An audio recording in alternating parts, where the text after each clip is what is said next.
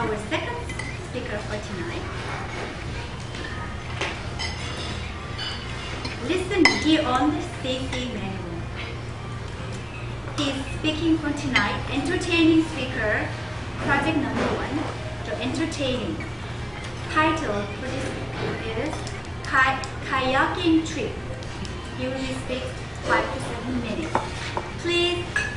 Oh. This is what I asked him. Who is your hero? It's a long, really touching story. He said, my female hero is my grandmother-in-law, my mother's mother. She took care of me and my sisters since we were babies and until we were teenagers. She was born in the Qing dynasty in December 1905. We lived together for many years until she passed away at her age of 103 years old. Wow. Year of 2008. She demonstrated her unconditional love to our family. She took us to school and picked us up. She cooked for us and washed our clothes. So she is my female hero. Please welcome Asta.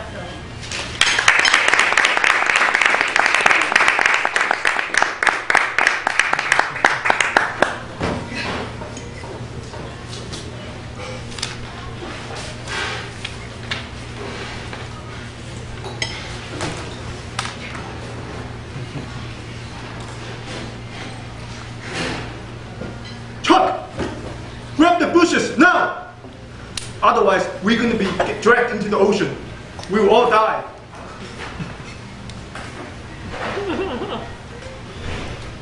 One Christmas in year 2004, a friend of mine came visiting me. His name is Chuck Wayne. He always laughed like this. I used to call him Chicken Wing. He always laughs when he's not supposed to. Besides myself, he's the weirdest guy I've ever met in life. Then I told him about the Russian River kayaking adventure that I had a few months ago during summer. And he was very interested. He wants to come with me again. One morning, we arrived at the Russian River. We could see white water flowing at 30-40 miles per hour. It was really fast. It wasn't like that last time when I was here.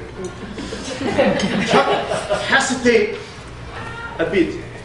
Then I tried to convince him. I said, hey Chuck, if we were to go to one of those whitewater rafting trips, it's going to be $150 per person.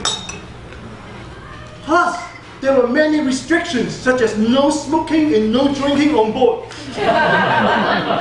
On my kayak, I'm one of those Italian cruise captains.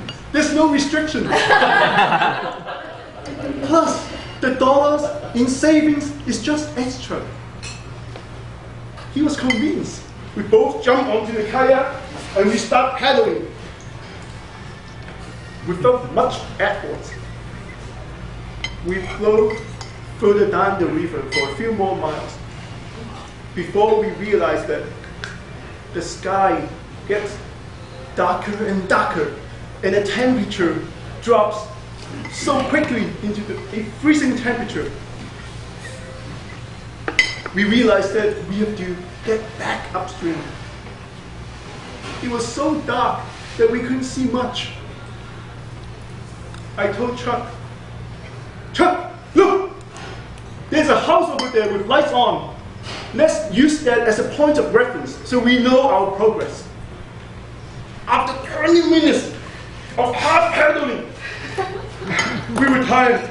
And I said, Chuck, we got a problem. The house is still there.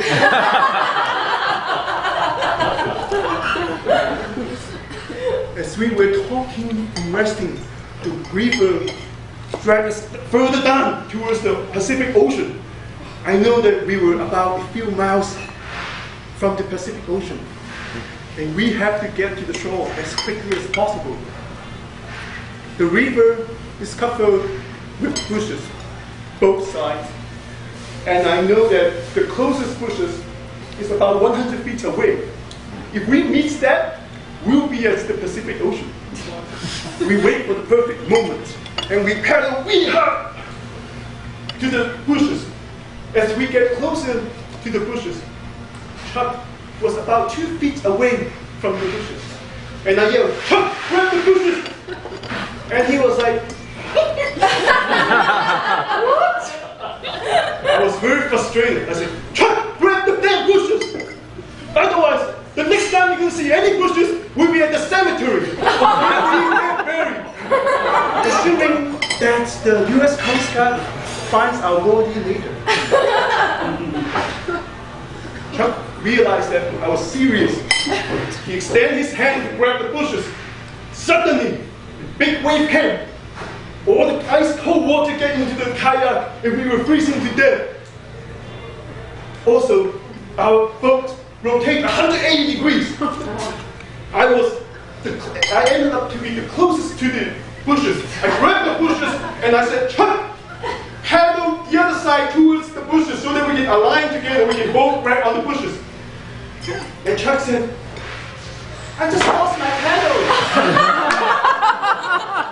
I grabbed on the bushes with one hand and handed him my paddle, the last paddle.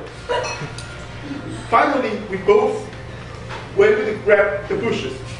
But then we realized that we lose our last paddle. With no paddle on the water, we should get out. Luckily, we find our way through the bushes.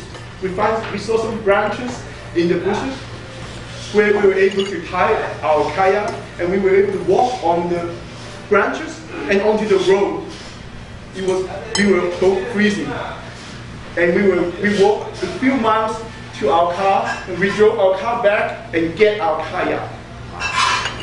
Then we drove to a nice restaurant, a steakhouse,